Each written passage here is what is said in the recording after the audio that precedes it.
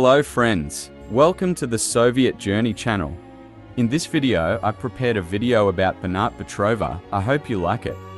There are countless female heroes in the Soviet geography who left their mark on history and set an example for the whole world. Especially after the establishment of the Soviets in the socially underdeveloped Central Asian geography, women have undertaken very important duties for the progress of the people and the development of society. In this video, I wanted to give you information about Banat Batyrova, who is among the first names that come to mind when heroic woman is mentioned in the Bashkortostan Autonomous Soviet Socialist Republic, the first autonomous republic established within the Russian Soviet. Let's get to know Banat Batyrova, who served as a deputy in the Supreme Soviet of the Bashkortostan Autonomous Soviet Socialist Republic.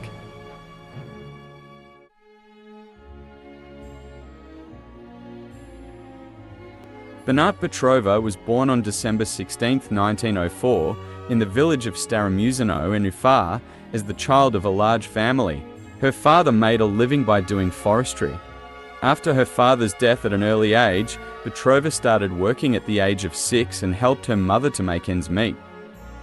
In accordance with the traditions of the period and geography, she married at an early age in 1921 and moved to Ilgamov with her husband. As a result of the collectivization policies implemented in the wide geography of the Soviet Union in the 1930s, she started working in farms established in Bashkortostan. In 1932, she became a member of the chain of beet producers affiliated with the Kolkhoz farm. It was decided to grow sugar beets in the Kolkhoz, among other products, which were not grown in these places before. Batyrova received training on sugar beet and was appointed president of the beet growers unit in the region. 8 women like herself were working in workplace.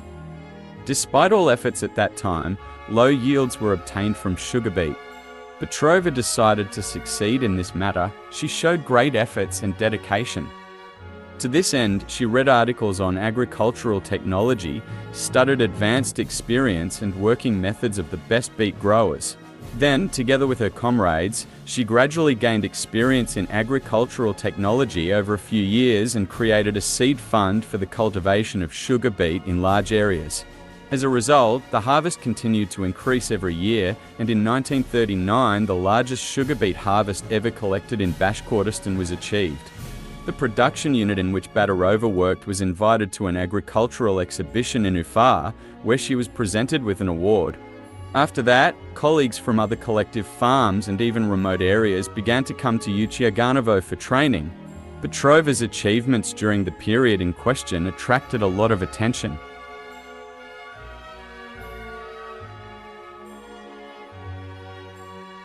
After the Nazis' attempt to invade the Soviets, the men joined the resistance ranks. As a result, women became more employed in collective farm work. Batyrova lost her husband in the war in 1943, but they continued to work for production. After the war, devoted work in the production areas of the Soviet Union, where the need for food was great, accelerated. Women did not just spend the night in the fields for the harvest, they regularly thinned the seedlings, weeded, watered, and even carried water from the rivers themselves. Batyrova broke a new record in 1946 by making great sacrifices with her other female comrades in collecting sugar beet seeds, in which she was an expert. As a result of this great success in the field of beet harvesting, she was given the title of Hero of Socialist Labor in 1948. Batyrova is the first woman to be named Hero of Socialist Labor in Bashkortostan. She was also presented with the Sickle and Hammer Medal and the Order of Lenin in the same year.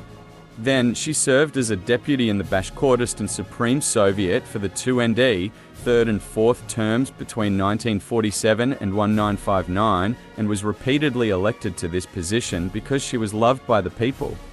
The backward periods of Central Asia were now behind us, and the people living in the region had chosen a woman as their role model.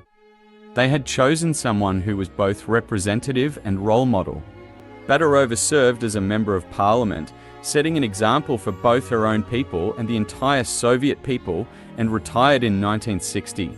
However, she continued to work in her village and Kolkhoz life until his death on July 19, 1970.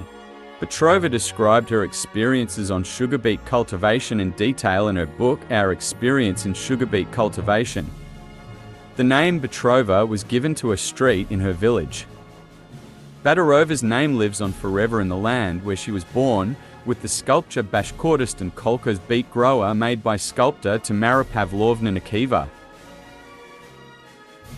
Yes, comrades, in this video I told you the life story of Banat Batyrova and tried to convey her exemplary life to you. I hope you liked it. I make many videos like this on our Soviet Journey channel. Especially, our Socialist Women series is about the lives of people like this.